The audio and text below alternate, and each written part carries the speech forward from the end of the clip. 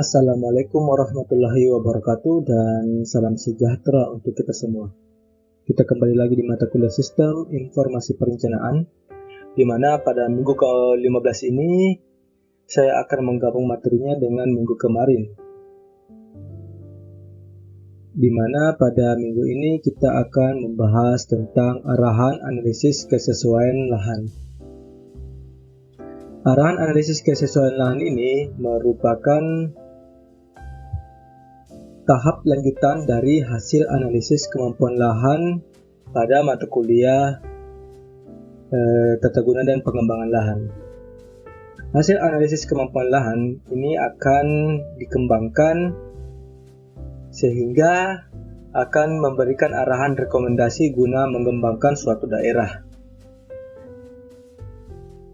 Yang pertama ialah arahan tata ruang pertanian, di mana arahan tata ruang pertanian ini tujuannya untuk mendapatkan arahan pengembangan sesuai dengan kesesuaian lahannya. Di mana di sini kesesuaian lahannya ialah kesesuaian lahan dari pertanian. Selanjutnya keluarannya ialah peta arahan tata ruang pertanian, di mana data yang kita butuhkan ialah data peta kemampuan lahan. Di sini dapat kalian lihat pedomannya, saya mengambil dari Permen PU nomor 20 tahun 2007 yang kita miliki dari hasil overlay dan intersection parameter SKL pada mata kuliah tata guna lahan ialah kemampuan lahan. Nah, kemampuan lahan ini terdiri dari beberapa kelas, mulai dari kelas A hingga kelas E, di mana kemampuan dan pengembangannya itu terdiri atas 5 kelas juga.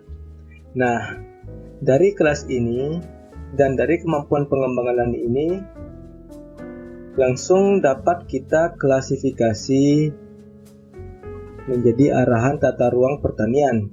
Jadi di sini dapat kalian lihat untuk kelas A dapat langsung kita klasifikasi menjadi kawasan lindung. Untuk kelas B dapat langsung kita klasifikasi menjadi kawasan penyangga. Selanjutnya untuk kelas C dapat langsung kita klasifikasi menjadi tanaman tahunan. Kemudian kelas D dan kelas E langsung dapat kita klasifikasi menjadi tanaman setahun. Jadi untuk arahan tata ruang pertanian, data yang dibutuhkan ialah kemampuan lahan. Kemampuan lahan di sini ialah data hasil dari praktikum pada mata kuliah tata guna dan pengembangan lahan kalian. Oke, kita langsung saja membuat arahan tata ruang pertanian. Di sini yang saya pertama lakukan ialah saya kembali ke bahan di tata guna lahan dan pengembangan pada mata kuliah itu. Meskipun mata kuliah kita sistem informasi geografis, akan tetapi di sini kita akan menggunakan bahan dari hasil praktikum tersebut. Pada geodatabase-nya, yang pertama yang saya lakukan ialah membuat new feature dataset. Kemudian new feature datasetnya itu saya samakan dengan tujuan dari praktikum hari ini, yaitu arahan analisis kesesuaian lahan. Langsung saja kita tulis di sini arahan analisis kesesuaian lahan. Next saja, kemudian next saja di sini. Sorry, kita kembali dulu, kita klik yang zona 50S, next dan finish. Jadi ketika kalian kembali di katalog kalian dapat melihat ada fitur dataset yang baru di sini. Yang nantinya fitur dataset ini nantinya akan kita isi hasil dari arahan-arahan yang akan kita buat. Oke, kita ambil peta kemampuan lahan yang telah kita buat pada praktikum tata guna dan pengembangan lahan. Selanjutnya kita akan memanfaatkan tools Dissolve agar kita langsung menyeleksi pada SHP ini. Terserah kalian mau mengambil field yang berupa kelas atau mau mengambil field yang berupa kemampuan pengembangan. Di sini saya akan mengambil field berupa kelas.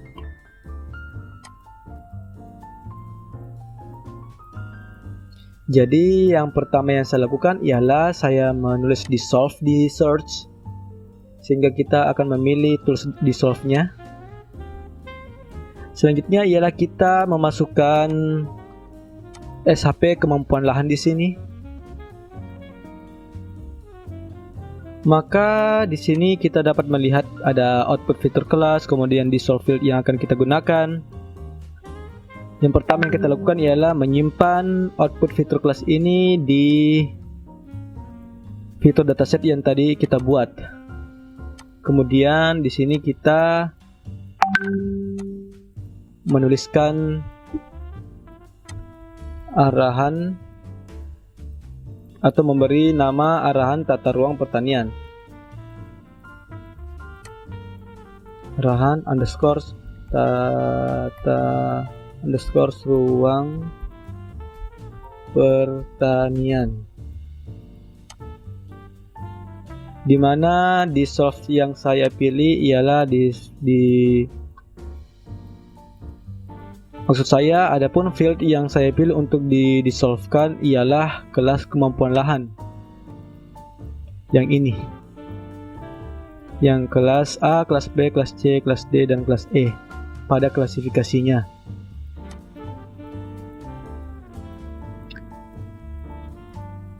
Kita sudah menceklis di sini. Selanjutnya ialah langsung okekan saja. Kita tunggu hasilnya. Di sini kalian dapat lihat hasilnya. Arahan tata ruang pertanian. Kemudian kita buka open attribute table-nya. Di sini ada kelas B, C, D, dan E. Kita langsung saja memasukkan klasifikasi arahan tata ruang pertanian pada kelas ini. Kita buat field baru.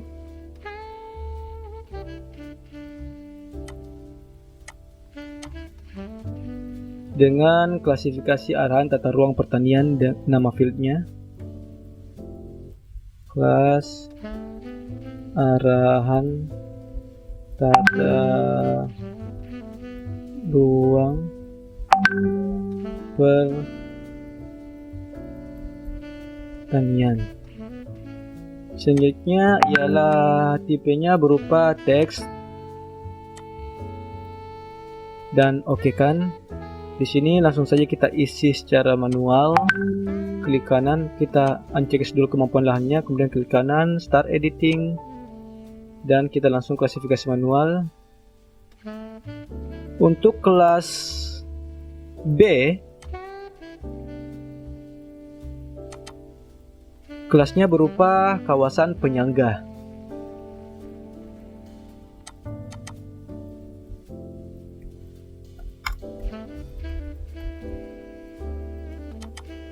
Selanjutnya ialah untuk kelas C, tanaman tahunan.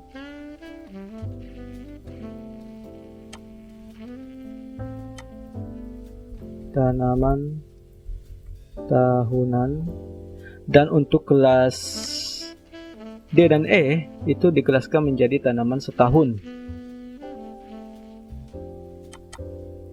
Oh, di sini nggak usah pakai underscore. Tanaman setahun.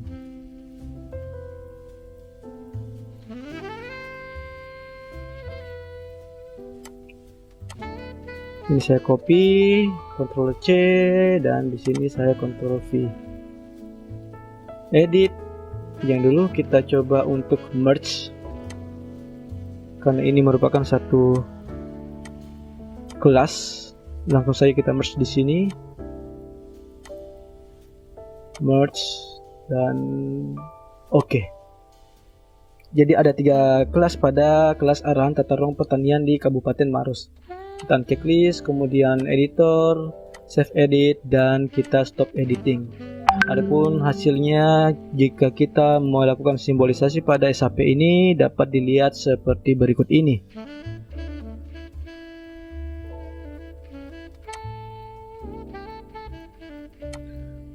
Untuk arahan pertanian, add all value, kemudian kita urutkan sesuai dengan urutannya. Penyangga, tahunan, dan setahun. Di sini saya akan menggunakan yang ini.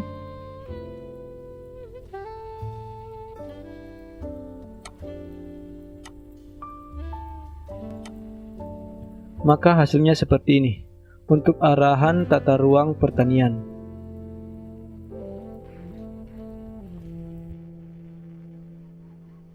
Arahan rasio penutupan. Arahan rasio penutupan ini juga merupakan analisis lanjutan dari kelas kemampuan lahan yang telah kita dapatkan dari mata kuliah tata guna lahan.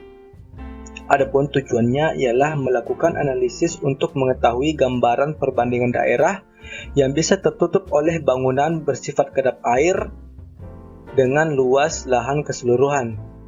Adapun keluaran dari arahan rasio penutupan ini ialah peta arahan rasio penutupan lahan. Dan data yang dibutuhkan ialah peta kemampuan lahan. Selanjutnya sama dengan arahan tata ruang kawasan pertanian tadi. Di sini kelas kemampuan lahan langsung dapat kita ubah dan berikan klasifikasi sesuai dengan pedoman dari Permen PU nomor 20 tahun 2007, di mana kelas A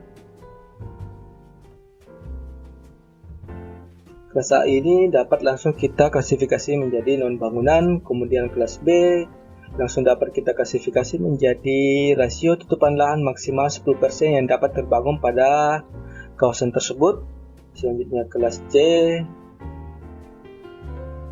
kita klasifikasikan menjadi rasio tutupan lahan maksimal 20%. Artinya tutupan lahan kedap air yang dapat dibangun pada kelas C itu maksimal 20%. Selanjutnya untuk kelas D, rasio tutupan lahan terbangun yang bersifat kedap air itu maksimal sebesar 30%. Dan terakhir ialah kelas E, di mana rasio tutupan lahan maksimal yang bersifat kedap air yang dapat kita bangun itu ialah 50%.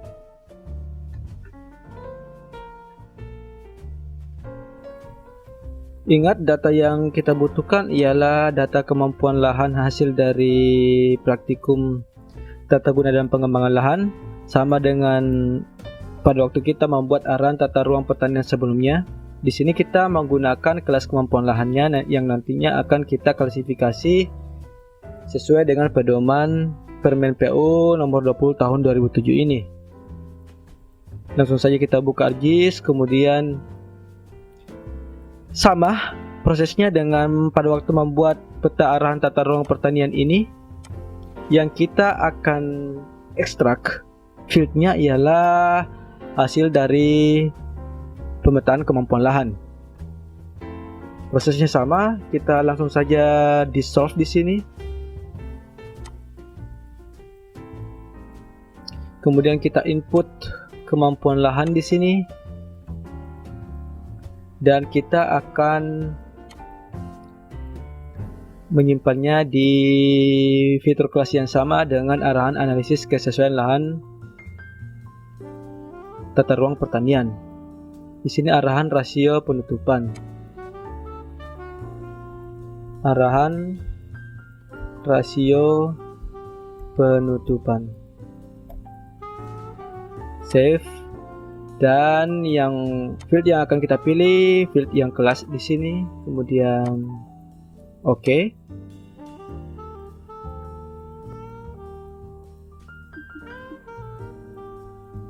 Maka hasil dari dissolve-nya itu seperti ini. Kita coba cek di ArcCatalog-nya apakah sudah ada, dan ya sudah masuk arahan rasio penutupan. Untuk arahan tata ruang pertaniannya kita close saja dulu. Kemudian kita mencoba untuk memberikan kelas.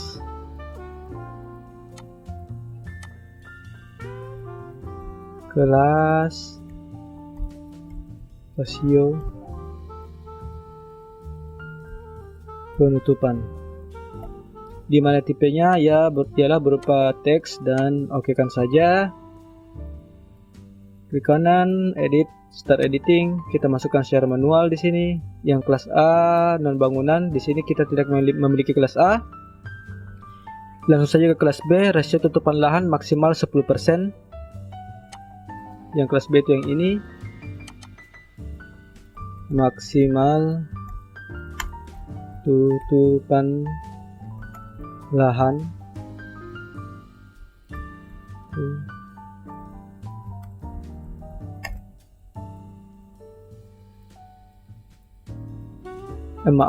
rasio tutupan lahan maksimal 10%. Rasio tutupan lahan maksimal 10%.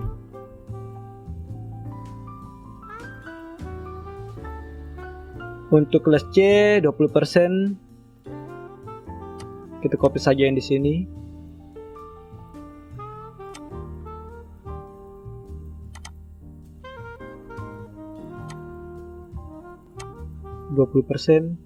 Untuk kelas D itu sebesar 30% dan kelas E 50%.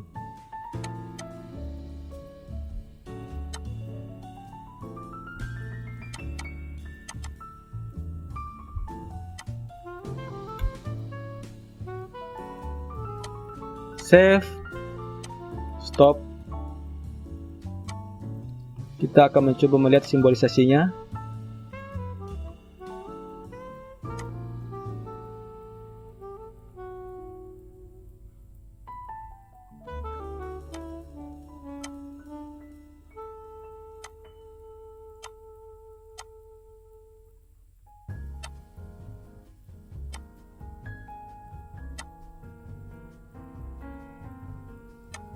Apply. Oke. Dan hasilnya seperti ini. Inilah dia arahan rasio penutupan yang dapat tertutup oleh bangunan kedap air atau tutupan lahan kedap air.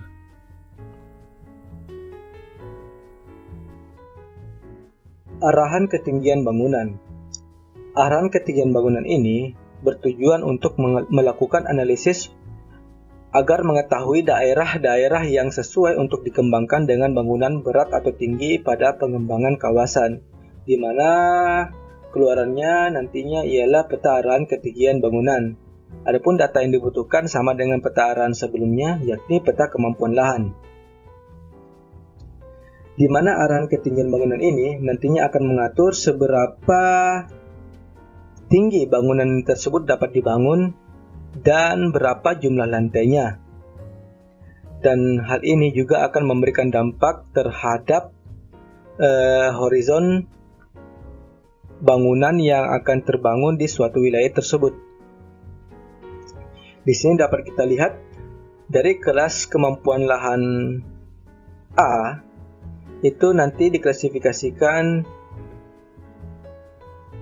daerah yang tidak dapat dibangun, dan begitu pula dengan kelas B diklasifikasikan daerah yang tidak dapat dibangun. Dibangun dalam artian di sini ialah tidak dapat dibangun bangunan yang berat atau bangunan yang memiliki material-material yang berat sehingga dapat menekan tanah. Selanjutnya untuk kelas C dan kelas D ini nantinya akan kita kelaskan menjadi bangunan di bawah 4 lantai. Jadi pada area ataupun kawasan di kelas D ini hanya dapat dibangun bangunan dengan ketinggian maksimal 4 lantai. Selanjutnya kelas E ialah bangunan 4 lantai dapat dibangun pada daerah tersebut. Jadi kita kelaskan bangunan di atas 4 lantai.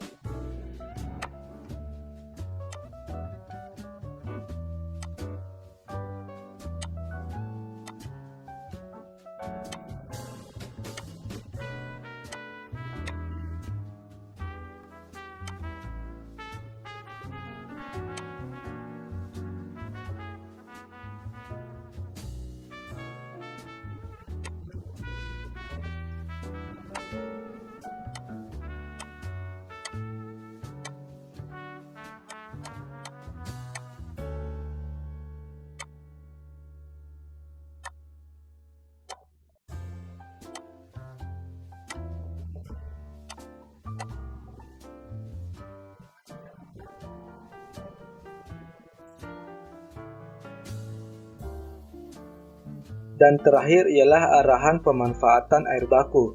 Tujuan dari arahan pemanfaatan air baku ialah melakukan analisis untuk mengetahui sumber-sumber air yang dapat dimanfaatkan sebagai sumber air baku dalam perencanaan tata ruang. Dengan keluaran peta arahan pemanfaatan air baku dan data yang dibutuhkan ialah peta kemampuan lahan, sama dengan arahan-arahan yang sebelumnya. Hal ini dikarenakan kembali lagi kita ingat bahwa arahan ini merupakan pengembangan dari data kemampuan lahan yang telah kalian analisis pada mata kuliah tata guna dan pengembangan lahan. Adapun arahan pemanfaatan air baku ialah langsung saja kita klasifikasikan, di mana kelas A itu sangat rendah untuk dimanfaatkan air bakunya. Begitu pula dengan kelas B. Kelas B kita kelaskan rendah, kelas C kita kelaskan cukup, untuk kelas D kita kelaskan baik, dan untuk kelas E kita kelaskan sangat baik untuk dimanfaatkan air bakunya.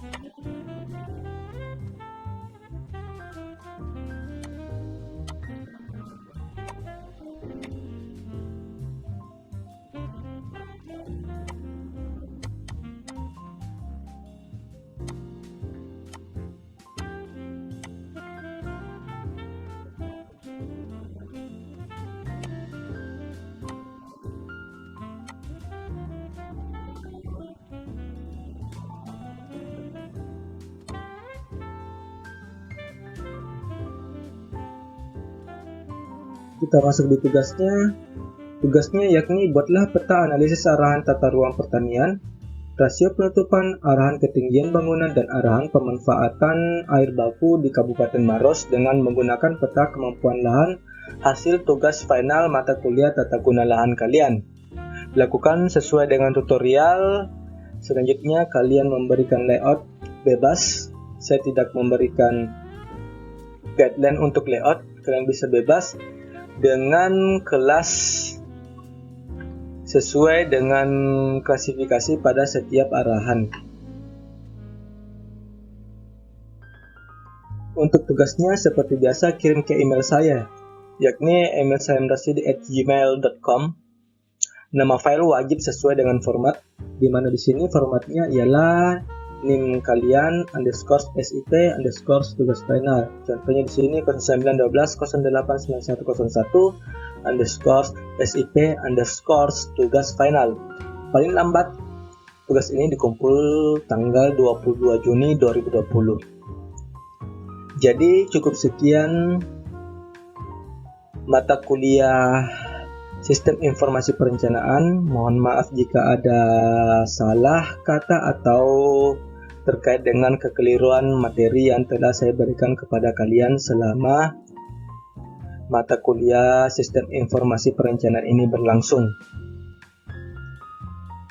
Terima kasih. Assalamualaikum warahmatullahi wabarakatuh.